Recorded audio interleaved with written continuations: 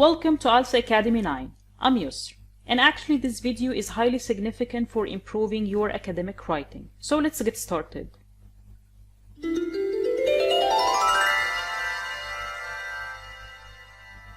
As you can see, I'll be tackling 10 basic writing mistakes that you must avoid in order to improve your academic writing. And I know that you might be making some of these mistakes. That's why this video will help you avoid them and consequently produce an excellent piece of academic writing. The first mistake is contractions or short forms using apostrophe. Its, can't, I'd are used for spoken English, but when it comes to academic writing, apostrophe is informal and it's a mistake. That's why it's better to use the full form. It is, cannot, I would.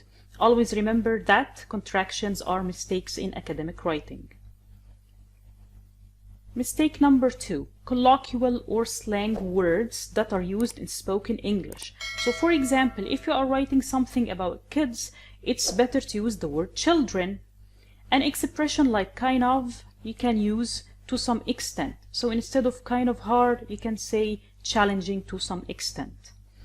A lot of is used a lot in spoken English. But we have formal synonyms like many, various, numerous, several. If you are describing a countable noun means it has singular form and plural form, source, sources. But if it's an uncountable word like information, we don't have informations in English, you can use much or ample. Like also time, you can say much time or ample time. There are other formal synonyms to describe countable or uncountable nouns, like abundant, plentiful, or plethora of. So you can say abundant sources or information, plentiful sources or information, plethora of sources or information.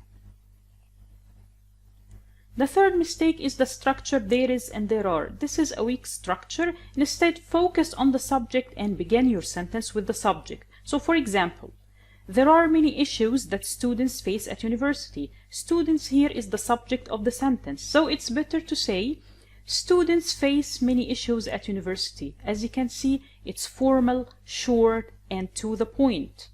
Another example, there is a reason for her success, that is determination.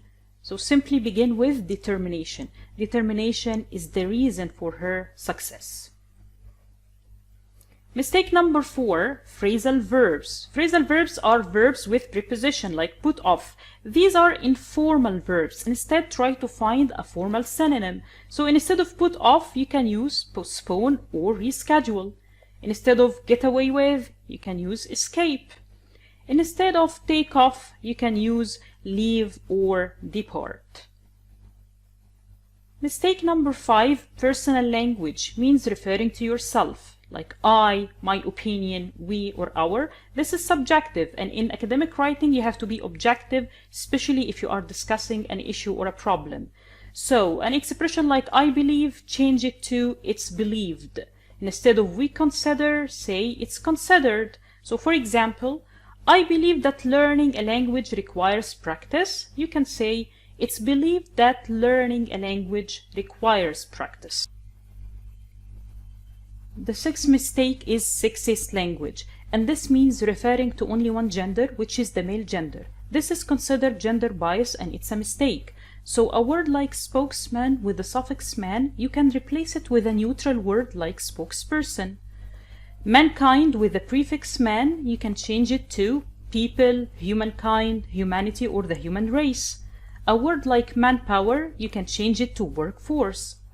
Jobs like doctor, teacher, and officer are neutral words, and actually many students make the mistake of referring to them as he. They say a doctor is dedicated to his job. And of course, this is a mistake because we have male and female doctors, male and female teachers, and so on. So you can use he or she for the singular form or their for the plural form, like these examples. A teacher is committed to his or her job, or teachers are committed to their job. Mistake number 7 is weak verbs. Weak verbs like make and get, you have to avoid them. So instead of make a suggestion, we have a verb which is suggest. So use suggest. Instead of give assistance, use assist. So for example, The majority made an objection to the proposal. You can say the majority objected to the proposal. So please use the strong verb.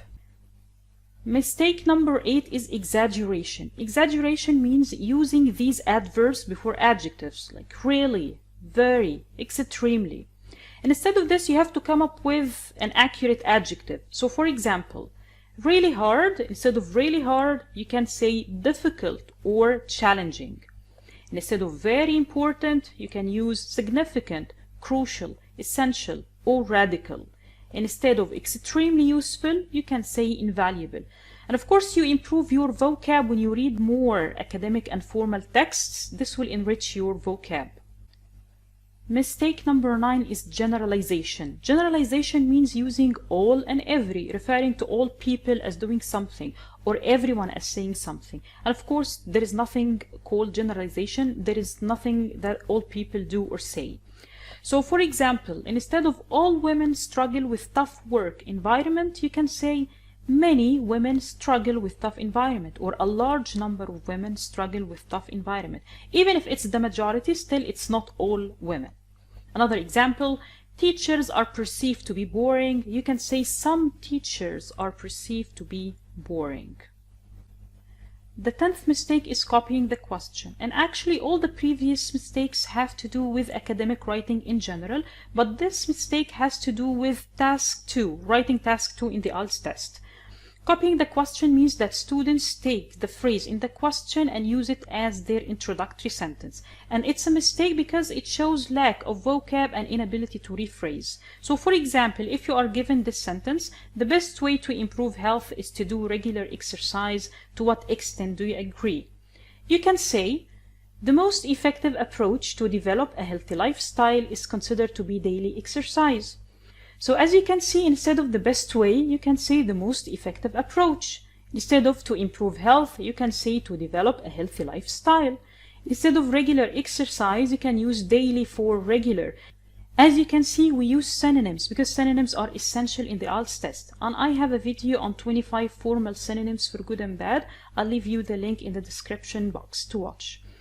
So that's all for this video. I hope that you find it useful. Thank you so much for watching, and please don't forget to subscribe to my channel and hit the bell to watch my new videos.